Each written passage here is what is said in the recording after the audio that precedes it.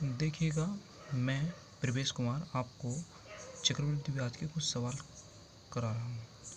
चक्रवृद्धि ब्याज परीक्षा की दृष्टि से अत्यंत महत्वपूर्ण चैप्टर है। इससे पेपर में एक ना एक क्वेश्चन आने की आशंका जरूर रहती है। तो हम क्या है कि मैं पहले बिल्कुल बेसिक से बताऊंगा आपको, जिससे बिल्कुल मतलब चक्रवृद्धि ब्याज से डर भी लगता हो इस चैप्टर से, वो भी इसे खुशी से करें। इस तरीके से आपको बताने की कोशिश करूँगा। देखिएगा, हम इसमें क्या है कि पहले हम बिल्कुल बताते हैं इसमें दर परसेंटेज में रहती है। मैं इसमें हर टाइप के क्वेश्चन कराऊंगा, टाइप बाई टाइप लेकर चलूँगा, लेकिन हम इसमें क्या है कि दर को हम कभी भी परसेंटेज में यूज़ नहीं करेंगे। जैसे हम ऐसा भी करते हैं, दर अगर 10% दे रखी है तो उसमें से डायरेक्ट हम 10 रख देते हैं, लेकिन हम इसमें ऐसा नहीं करेंगे। देखिएगा, अगर दर आपको दे रखी है 2%, जैसे साइड में लिख भी रख रहा है, अगर आपको दर दे रखी है 2%, तो परसेंटेज को अपन 2% को 2/100 भी लिख सकते हैं ना, 2/100 लिख सकते हैं, तो ये हो जाएगा 1/50। 3% को हम 3/100 भी लिख सकते हैं, कटेगा नहीं तो 3/100 हो जाएगा। 4% को हम 4/100 भी लिख सकते हैं, यानी कि जिसे काटेगा तो 1/25 हो जाएगा। 5% को हम 5/100 भी लिख सकते हैं, यानी कि 1/20।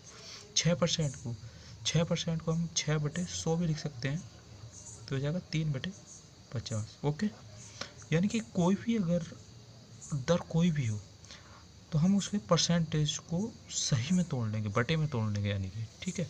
ओके, तो हमने शुरू करते हैं, सबसे पहले करते हैं हम 2 साल के लिए, 2 ईयर।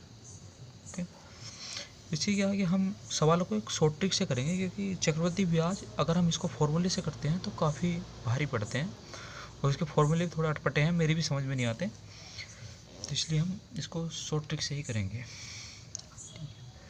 तो एक थोड़ा नक्शा सा बनाऊंगा, आप सोचेंगे कि पता नहीं किस चीज़ का नक्शा बना रहा है, लेकिन कोई नहीं, आप समझिए।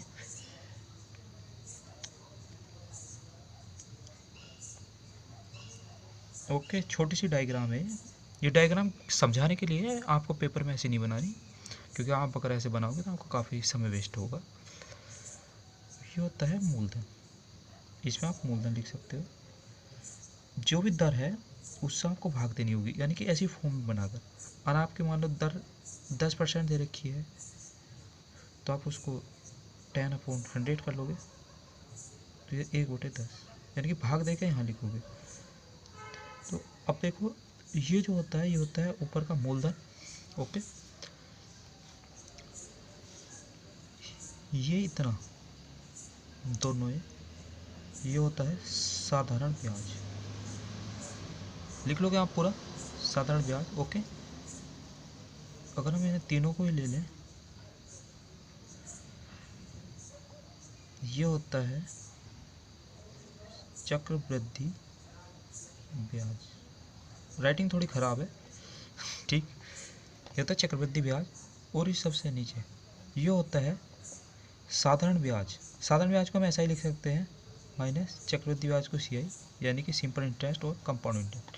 इसका अंतर होता है, ठीक है, का अंतर, साधारण ब्याज और चक्रवृद्धि ब्याज का अंतर, यानी कि पूरा तीनों, ये तो हो गया चक्रवृद्धि ब्याज, ये ऊपर के दो, ये होगा साधारण ब्याज, और हम इसे अगर पूरे को ही जोड़ दें तो ये क्या हो गया, मिश्र धन। ओके, छोटी डायग्राम है। अब हम इस डायग्राम को थोड़ी शॉर्ट कर देते हैं। देखिए, 1, ये तो है मूलधन, जो हम धन लिखना है 2 साल के लिए निकालनी है, और नीचे 2 ही। ये डायग्राम सिर्फ समझाने के लिए बता रहा हूँ, आपसे फिर कह रहा हूँ पेपर में ऐसे नहीं करना, लेकिन आप समझ लीजिएगा, आप दोबारा कभी गलती नहीं करेंगे। ये होता है मूलधन, यहाँ आप लिखेंगे मूलधन। दर वही, अगर आपको दर 5% दे रखी है तो यानी कि 1/20, 20 से भाग देंगे, फिर यहाँ लिखेंगे, फिर यहाँ लिखेंगे। लेकिन इसमें क्या है, आप देख रहे होंगे साधारण ब्याज 2, यानी कि इसमें इसी तरीके से हम करेंगे 1/2, यहाँ से 2 से गुणा करके ही लिखेंगे। ओके, इस चीज़ को कभी नहीं भूलना, अक्सर ही मिस्टेक हो जाती है। ये पूरा हो जाएगा चक्रवृद्धि ब्याज। चक्रवृद्धि ब्याज केवल ये ऊपर ऊपर का, ओके, 2 से मल्टीप्लाई करके ये हो जाएगा साधारण ब्याज। ओके, और ये हो जाएगा चक्रवृद्धि ब्याज और साधारण ब्याज का अंतर, साधारण ब्याज का अंतर। ओके, ये तो आपको बताने की जरूरत नहीं। जब ये सबसे ऊपर का ये हो गया साधारण ब्याज, ये पूरा हो गया चक्रवृद्धि ब्याज, तो जाहिर सी बात है कि अगर चक्रवृद्धि ब्याज और साधारण ब्याज घटाएंगे तो यही बचेगा। तो ये होता है चक्रवृद्धि ब्याज और साधारण ब्याज का अंतर। ओके, अब हम डायरेक्ट आते हैं क्वेश्चन पर। देखिए, आप एक बार इसे अच्छे से समझ लीजिए। मैं उम्मीद करता हूँ कि आप ज़िंदगी में कभी भी चक्रवृद्धि ब्याज के क्वेश्चनों से नहीं डरेंगे और ना ही कभी गलती करेंगे। अभी होता है 10,000 रुपये। राइटिंग गंदी है, मैं बताऊंगा आपको, तो आप समझ लीजिए। मैं क्वेश्चन बोल रहा हूँ, आप थोड़ा लिखिए। 10,000 रुपये पर 10% वार्षिक दर से 2 वर्ष का चक्रवृद्धि ब्याज क्या होगा? 10,000 रुपये पर 10% वार्षिक दर से 2 वर्ष का चक्रवृद्धि ब्याज क्या होगा? ओके, आप डायग्राम इसी तरीके से हम करेंगे। ओके, देखिएगा, सबसे पहले हमें क्या ध्यान देना है? दर कितनी दे रखी है? 10%। तो मैंने बताया कि 10% को हम 10/100 लिख सकते हैं, यानी कि 1/10। ओके, मूलधन कितना दे रखा है? 1,000, 10,000 रुपये। 10,000 रुपये दर 1/10, यानी कि 10 से हम भाग देंगे 10,000 को, तो क्या बचेगा? 1,000। सेम इसी तरह इधर 1/10। ओके, सॉरी मिस्टेक हो रही। तो 1/10 से जब हम इधर भाग देंगे, 10 से भाग देंगे 10,000 को, तो कितना बचेगा? 1,000। ओके, फिर सेम यही है, 10 से भाग देंगे 1,000 को, तो क्या बचेगा? 100। देखिए, आपसे इसमें क्या पूछा? चक्रवृद्धि ब्याज। मैं पहले बता चुका हूँ तीनों क्या होते हैं? चक्रवृद्धि ब्याज, यानी कि 1,000 ये, 1,000 ये, और से इन तीनों को प्लस कर लेंगे तो कितना हो जाएगा? 2,100। तो यह आ जाएगा चक्रवृद्धि ब्याज। हमसे यही पूछा है। तो चक्रवृद्धि ब्याज कितना होगा? 2,100 रुपये। ओके, आप इसे वैसे भी कर सकते हो, यानी कि इसी तरीके से करना है। ठीक है, आपने ऐसे बना लिया इसको। कुत्ते बहुत भौंक रहे हैं क्योंकि मैं एक मंदिर में बैठा हूँ। 10,000 रुपये ये हो गया मूलधन। देखिए, कुत्ते भौंक रहे हैं, उनकी आवाज़ पर ध्यान ना दें, जो मैं पढ़ा रहा हूँ उस पर ध्यान दें। 10,000 रुपये, दर कितनी है? 1/10। ठीक है, यानी कि हमने दर को 10% के 1/10 में बदल लिया। तो हम 10,000 को 10 से भाग देंगे तो कितना बचेगा? 1,000। 1,000 को 10 से भाग देंगे कितना बचेगा? 100। गुणा करनी ना भूलें, 1 2। ये कितना हो गया? 2,000। ये कितना हो गया? 100। मैं आपको बताया है, सॉरी दिखा नहीं, मैंने आपको बताया है कि 2,000 और 100, इन तीन अगर दोनों को जोड़ लेंगे तो आ जाएगा चक्रवृद्धि ब्याज। यानी कि 2,000 और 100 कितना हो गया? 2,100। तो ये हो गया कंपाउंड इंटरेस्ट। कितना हो गया? 2,100 रुपये। और आपसे यही पूछा है। ठीक, अगर आपसे साधारण ब्याज पूछ लेता तो 2,000। ओके, अगले सवाल पर जाएंगे हम। 5,000 रुपये पर 20% वार्षिक दर से 2 वर्ष का चक्रवृद्धि ब्याज, साधारण ब्याज, चक्रवृद्धि ब्याज और साधारण ब्याज का अंतर क्या होगा? ओके, 5,000 रुपये का डायग्राम बना दिए।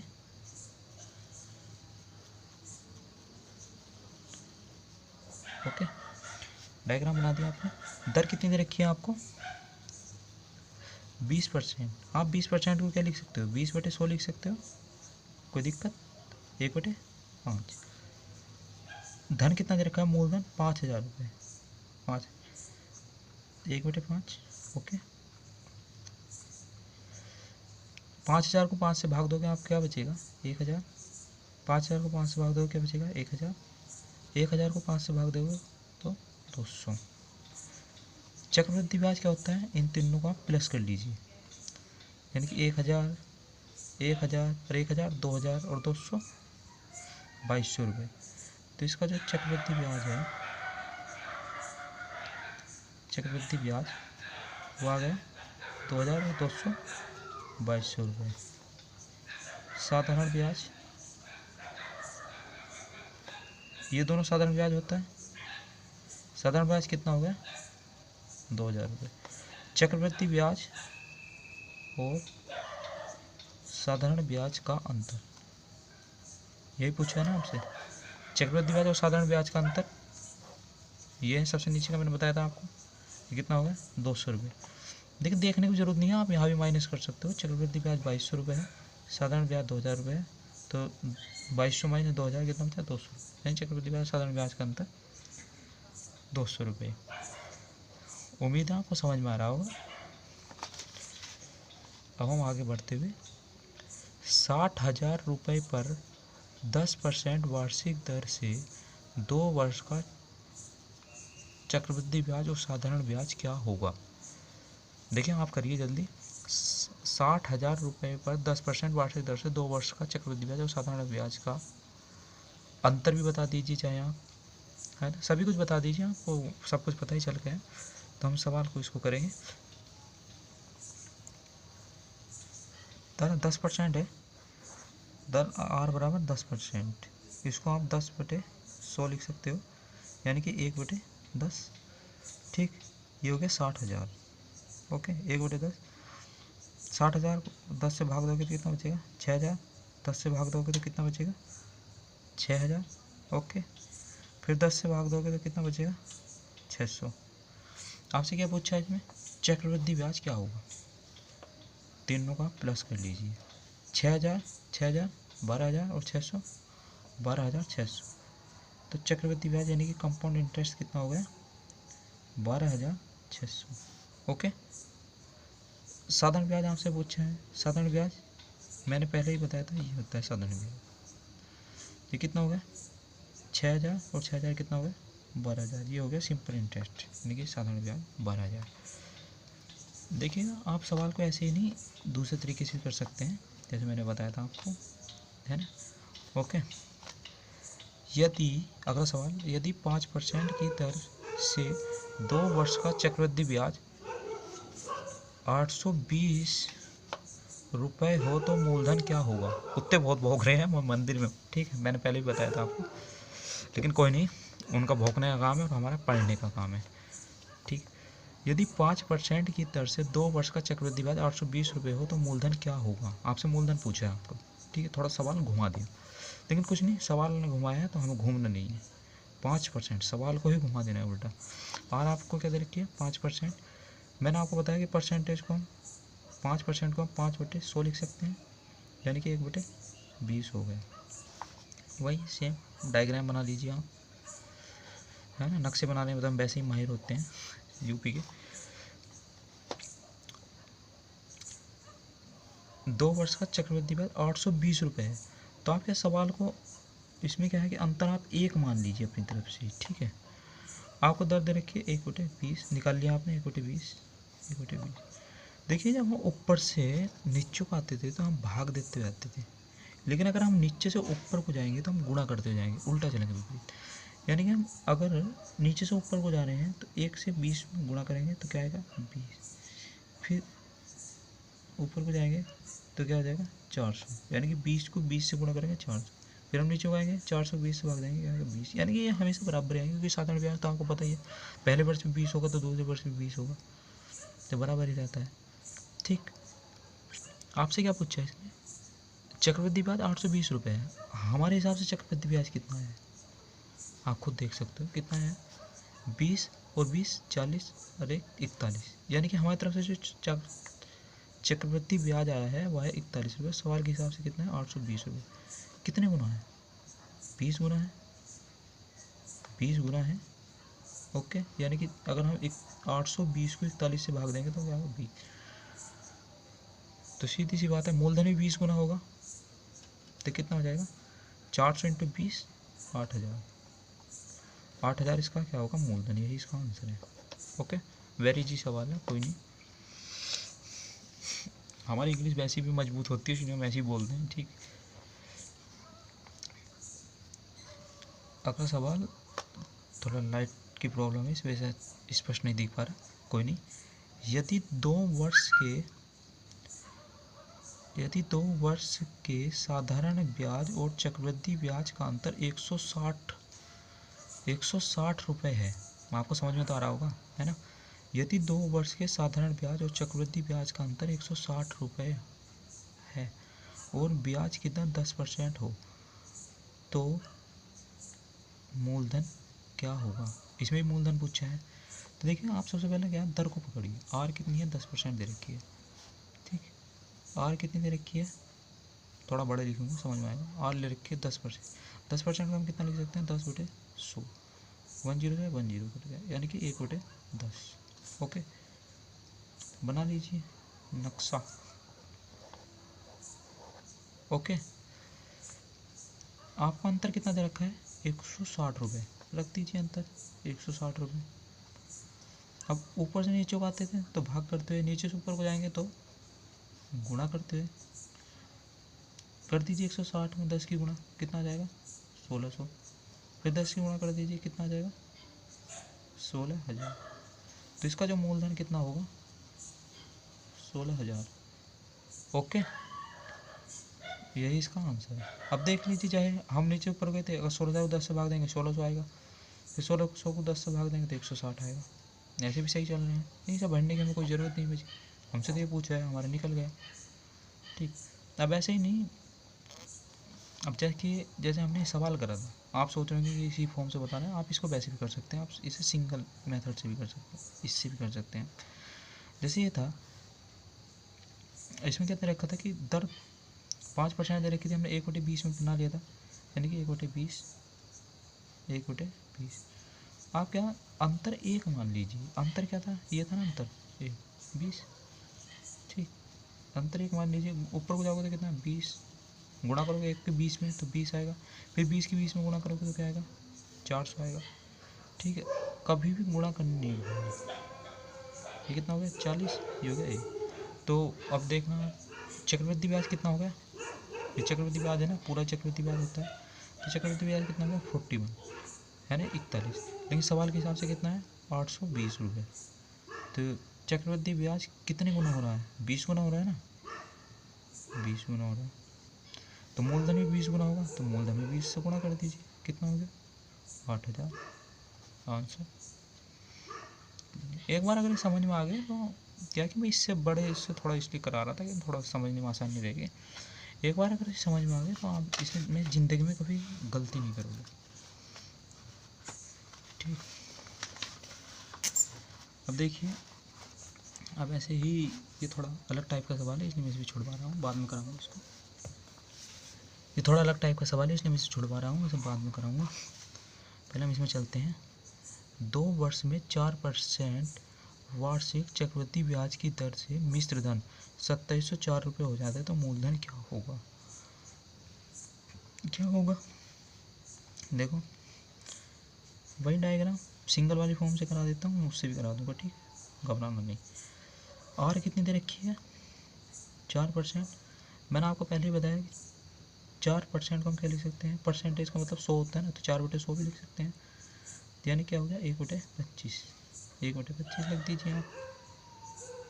ओके, सवाल को नीचे से पकड़ना, अंतर 1 मान लेना, गुणा करिए 25 से, 25 फिर 25 की 25 में गुणा करिए तो हो गया 625। ओके, इसमें क्या बताया आपको, यदि मिश्र धन 2704 रुपये हो, यानी कि 1 2 50 1, कितना हो गया मिश्र धन, टोटल मिश्र धन ये है ना, तो हमारे हिसाब से कितना मिश्र धन हुआ है, 600 जोड़ लीजिए, 625 50 और अरे 676 676, और सवाल के हिसाब से कितना है, 2704 बराबर 2704, कितने गुना है, इसे हम काटेंगे तो 4 बार कट जाएगा पूरा, यानी कि हमारे हिसाब से मिश्रण 676 था, सवाल के हिसाब से 27,000, यानी कि 4 गुना है मिश्र धन। इसका मतलब मूलधन भी 4 गुना होगा, गुणा कर दीजिए 4 से, 5 चौक 20, 4 दूनी 8, 2 10 का 0 80 लगा, 6 चौक 24 2500 रुपये, ठीक है, मूलधन होगा 2500 रुपये। हमारे हिसाब से मिश्रण 676 आया था, सवाल के 27,000, यानी कि मिश्रधन जो है वो 4 गुना बैठ रहा है, तो मूलधन भी 4 गुना होगा। आपसे चक्रवृद्धि ब्याज पूछे तो चक्रवृद्धि ब्याज में भी 4 गुना होगा, यानी कि 51 × 4 कर दीजिए, 204, ये जगह चक्रवृद्धि ब्याज। साधारण ब्याज पूछे तो साधारण ब्याज कितना है, 50 है, लेकिन क्या है कि सवाल के साथ पूछ चलें कितना होगा, तो ये भी 4 गुना हो जाएगा, तो ये भी 200 हो जाएगा, ठीक है। आप इसे किसी भी तरीके से कर सकते हो, ठीक है, वीडियो काफ़ी बड़ी होगी, आगे मैं कराऊंगा। Okay, thank you. देखिएगा वीडियो, देखिएगा, समझ में आए, कमेंट्स करिएगा कैसी लगी आपको। Good night.